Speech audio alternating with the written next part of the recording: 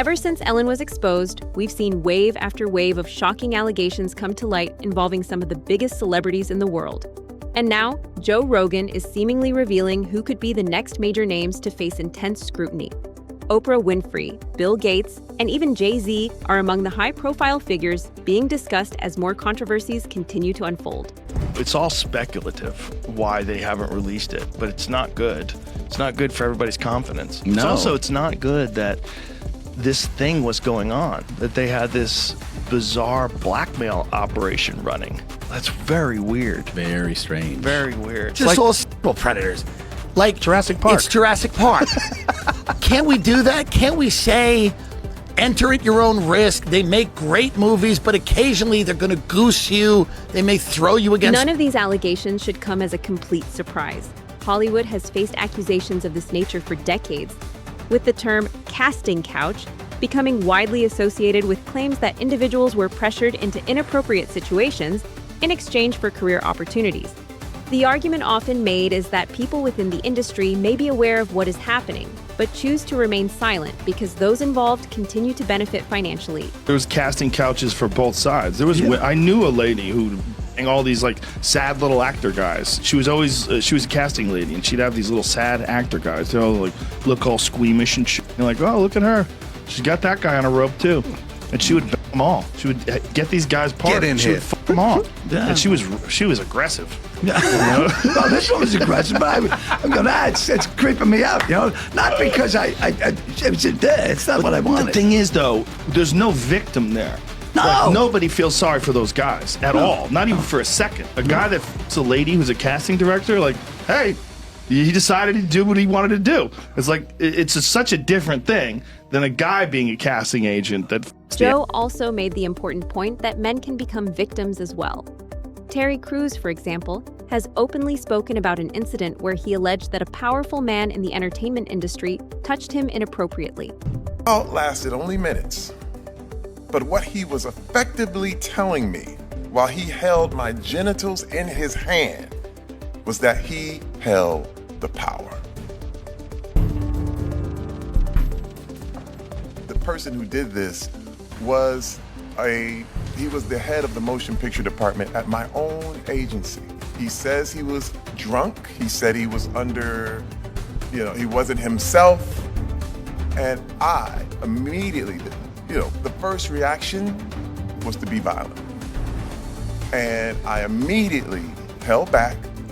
Why weren't you? You're a big, powerful man. Why didn't you?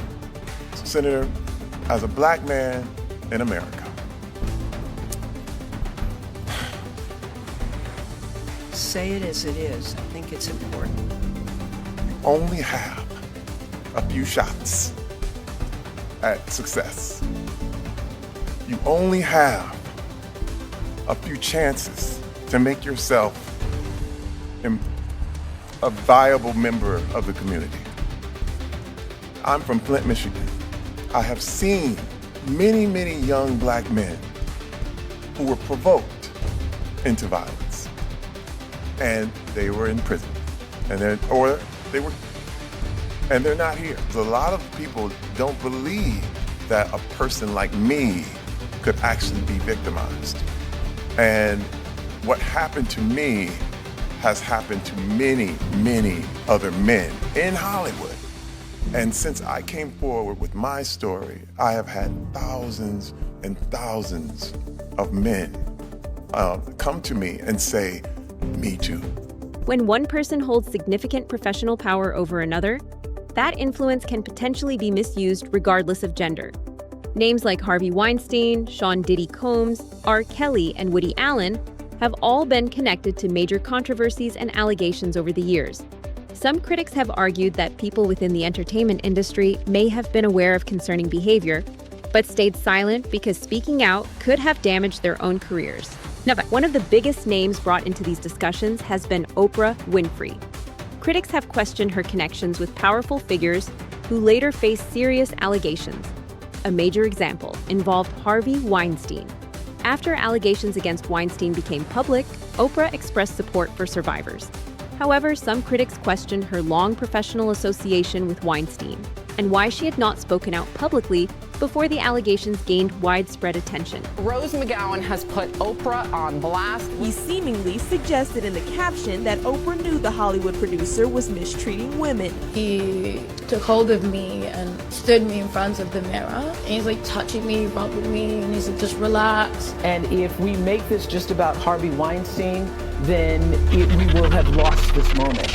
Oprah Winfrey will do anything to defend her powerful friends, even when her friends, like Harvey Weinstein, are complete monsters. She was there while he took advantage of hundreds of women. Harvey even used his friendship with Oprah to trap victims. But Oprah didn't stop it, and she sat on the sidelines and maybe even provided Harvey with additional victims. This is a sick situation and a twisted friendship. So let's get into it. Oprah Winfrey has built a reputation for herself, but it hasn't been able to withstand the test of time. And that's her own fault because her behavior does not align with what she preaches. And today I want to talk a little bit about Harvey Weinstein. I feel like that name is so triggering because he's essentially what kicked off the Me Too movement, because he's a sick man that Oprah, for whatever reason, continues to support. And it's because these two go way back in time. They've had a professional relationship that stretches back 2 decades. There are many photos of her kissing and hugging Harvey Weinstein at ceremonies and events. A photograph,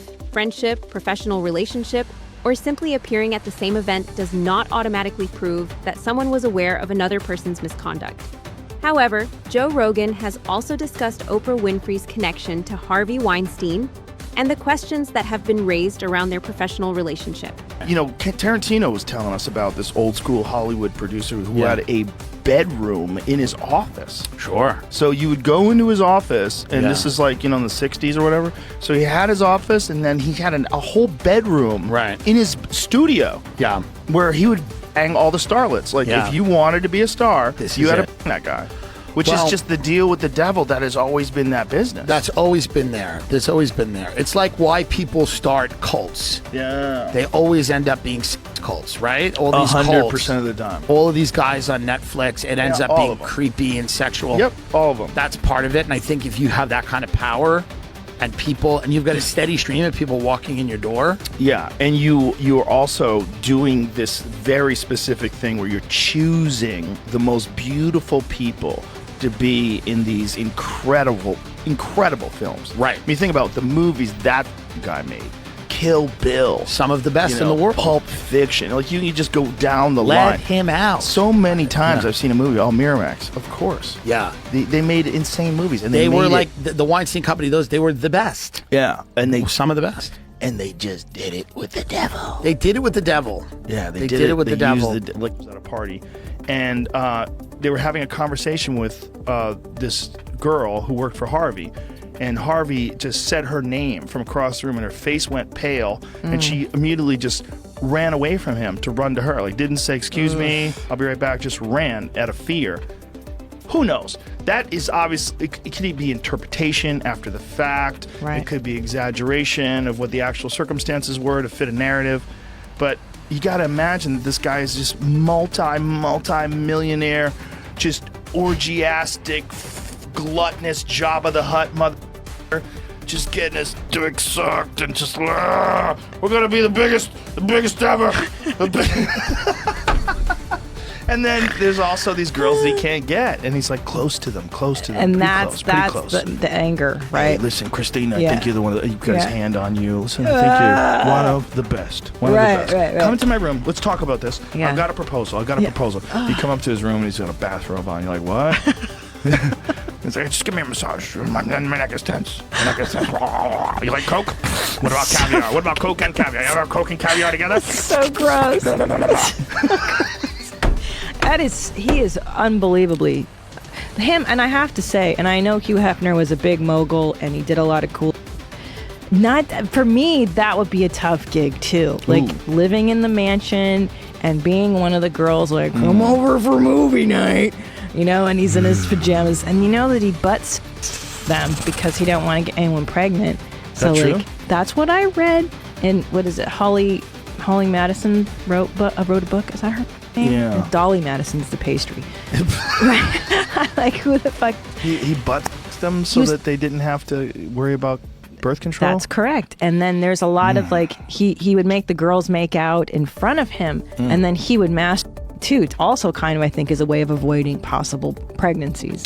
Wow. And, so he probably developed a strategy over years of like ducking pregnancy. Joe's broader point was about the level of influence someone can gain when they actually deliver on the promises they make. If a powerful producer tells an aspiring actress, "I can get you into this movie," and then follows through by securing the role, that person gains even more power because they are no longer just making promises. They have the ability to directly impact someone's career. This is part of what critics have said made Harvey Weinstein so influential. Wealth, fame, connections, and fear could all become sources of leverage. Young performers could allegedly be offered opportunities, while those who resisted might fear damaging their careers. Joe then brought up someone he clearly respects for taking a different path, Dave Chappelle. His admiration for Chappelle comes from the fact that Dave was willing to walk away from a massive financial opportunity rather than compromise his principles. And that's or when Chappelle quit the Chappelle Show, like a lot of people found freedom in that. That's why he's so mythical. Oh, for sure. Yeah. Yeah. That's like a good point. Like a lot of people make $50 million, but how many people turn down $50 million? There's fewer of those. Yeah. Just one. Just one. Yeah, and he also didn't do stand-up in any scheduled performance for years. He just would show up places. Yeah, and he still does that. It's like, so he just uses that. I'm going to show up this place. Yeah. And then they put out an email or however. Oh, he just shows up. I told you about when I was in Denver. Oh, yeah. He just showed up. Yeah. I go to the green room, Dave's in there. I go, "What are you doing, man?" "Hey, Joe Rogan." Yeah, that's his way, I guess, of just being free. Chappelle was reportedly offered a massive multi-million-dollar deal, but he chose to walk away from it. Oprah even questioned whether he was making the right decision by turning down that level of money. However, Chappelle explained that he believed accepting such a deal could eventually give others too much control over his career and creative freedom. Glad you're here. Everybody wants to know, why'd you walk away from $50 million? I wasn't walking away from the money. I was walking away from the circumstances with the newfound plateau. Yeah. It was completely outside of my frame of reference. I've been in show business since I was 14. I've heard the stories, seen these kinds of things play out in front of me. I mean, you see before, look, Mariah Carey made a $100 million deal, and 3 months later, she's all of a sudden mysteriously crazy. Or Martin Lawrence punches through and he's waving a gun on the street screaming, "They're trying to kill me." Yeah, we hear those stories. And it always happens around the time of their career where it seems as though they're crossing over the next plateau. Yeah. It's incredibly stressful. Yeah. And I felt like in a lot of instances, I was deliberately being put through stress because, when you're a guy that generates money, people have a vested interest in People often have a strong interest in maintaining control and protecting their influence. What became clear from these discussions was the question of whether such situations could involve more than just one individual. This raised a much larger issue. Who knew what was happening, and when did they know it? For example, Roger Avery, the director, producer, and Academy Award-winning screenwriter, known for his work on Pulp Fiction, has made serious claims and shared speculation about what powerful figures may have been doing behind closed doors. What did it say he ordered? Like, let's like 8,000 gallons or maybe we can get our sponsor Perplexity to process this and give us a synopsis of what exactly happened, some sort of a breakdown, because one of the things they're saying is like he was indicted and then right after he's indicted he orders how many gallons? 6 55-gallon containers full of sulfuric acid. Jesus Christ. Jesus Christ. What? They're eating peas, man. Like that's you think so that you think is real. So well, yeah. Not only that, I think that there's sacrifices going on every day in Los Angeles. I mean, allegedly, like high-level musicians, let's say, high-level female musician, is like killing chickens every day, doing sacrifices, like high level. I don't want to say. I don't want to say names because I don't want to get sued, and I don't want to be dead either. What does it rhyme like? Here's the purchase order. I start looking at the comments for some stuff. Not that this is the best answer, but a quick answer someone gives is that this could be for like a reverse osmosis water treatment system. It's true. He is on an island. He's on an island. I mean, there's enough pushback because mundus vult decipi, ergo decipiatur. You know, but like the timing of all of that, you know, where are the purchase orders for all of that sulfuric acid before then?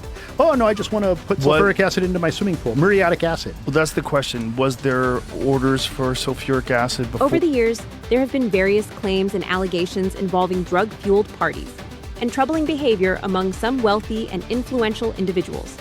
The broader point being discussed was that people who challenge powerful circles may sometimes fear consequences, such as losing career opportunities, industry connections, invitations, or important relationships. One story often mentioned in these discussions involves comedian Richard Pryor and his experiences within certain wealthy Hollywood circles. And so you've seen the orgies, you've seen the people that was the stars, and the shit they was doing.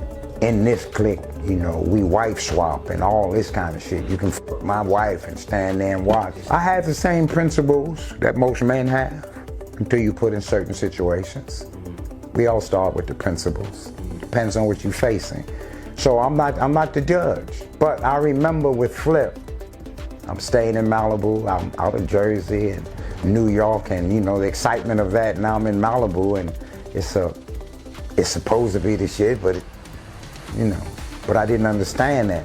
I'm with a black man that owns his house in Malibu. That's unheard of. Flip made it clear. He said, yeah, there's other black people here. Miles Davis is down the street. He's renting. So-and-so, he's renting. I own my but I still didn't get it because I'm young. You know, it's like, this is some boring shit out here on Malibu, the white people left and right, what's going on? So Flip one day looked at me and said, oh, you want to see the shit, huh? I don't know what this shit is, but I want to see something other than Malibu.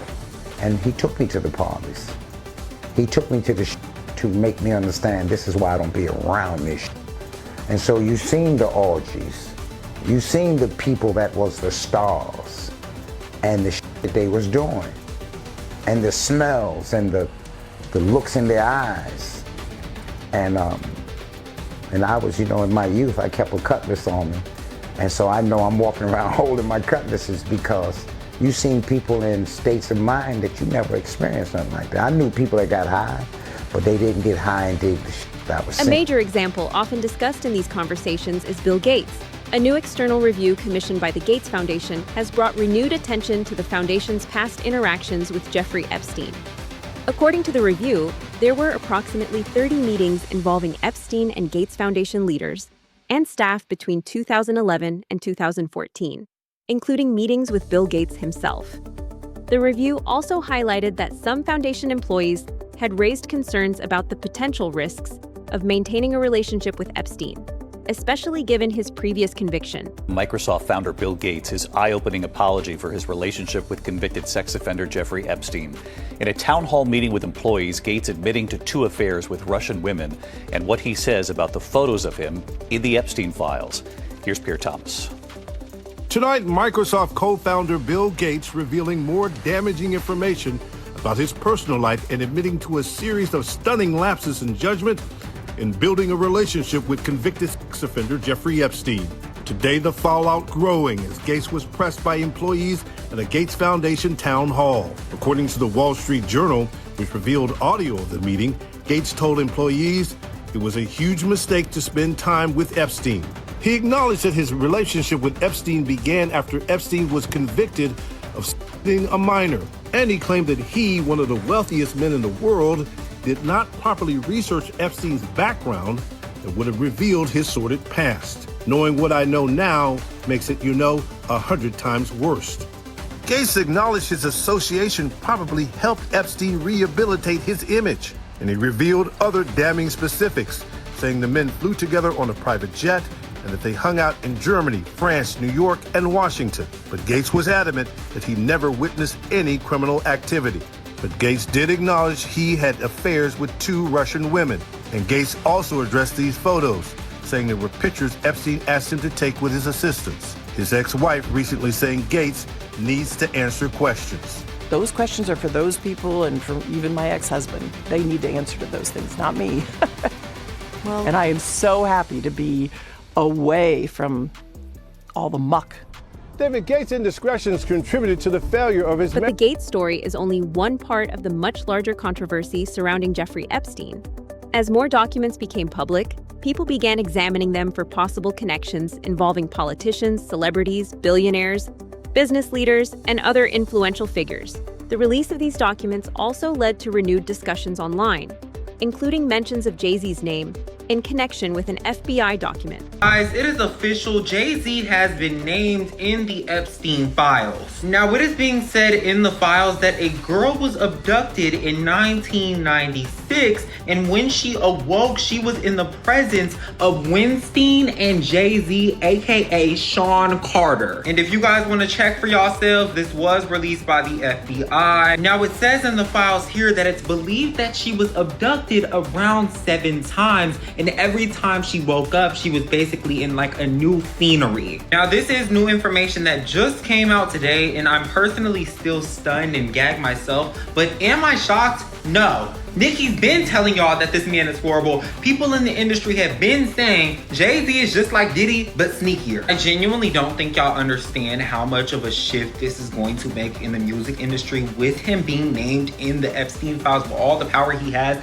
Jay-Z's going down. I just know all the Jay-Z defenders feel real stupid right now. Y'all was calling Nicki Minaj crazy and saying, oh, she's losing her mind, she's a schizophrenic, Jay-Z ain't trying to do nothing to her. Now this man name on the Epstein files, what the girls gotta say? Cause y'all didn't believe anything, not even just when it came to Nicki Minaj, but anything any artist had to say in regards to Jay-Z. Y'all took it for a joke, and now he's in the files.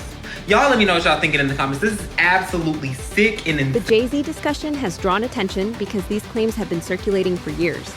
Jaguar Wright has repeatedly spoken publicly about her views on Jay-Z, claiming that he is not the person he portrays himself to be, and alleging that there are hidden issues behind his public image. She has also made claims involving Jay-Z and other major figures in the music industry, though these allegations remain disputed and have not been proven. Jag, with Jay-Z and his situation, as far as the early Jay-Z, you see him with Aaliyah Young, of course, goes to Dame Dash next. You see him with Foxy Brown. You see the maturation of Beyonce and him getting with Beyonce. You see Rihanna at a young age. Is it more so, and you were young as a singer, is it more so that, you know, when you're in this industry, men are gonna most likely talk and date their peers? And it's just that technically all the new rising stars at that time are babies. Were just young women, just young kids. Babies. Babies. Being ran around by grown men. Babies. I got offered my first record deal when I was 13 years old. I got offered another one when I was 15. I'm so grateful that my father said no. I ended up not signing a record deal until I was in my early 20s. And as young as that is, looking back now, at least I was a legal adult. Most of these girls, they get moved around and touched around very early on. And, you know, and the people that have control of everything are untouchable. So how do you argue with that? How do you argue with that? Imagine a teenage girl in an office alone with someone that says either you're gonna sign this contract or you're gonna go out the window. Like, even as a joke, that's not cool. With no lawyer there to look over the... If the claims and discussions from figures like Joe Rogan and Jaguar Wright gain further attention, it could lead to more public scrutiny of some major names in the future. What do you think about these claims and the ongoing conversations surrounding powerful figures in entertainment? Share your thoughts in the comments below.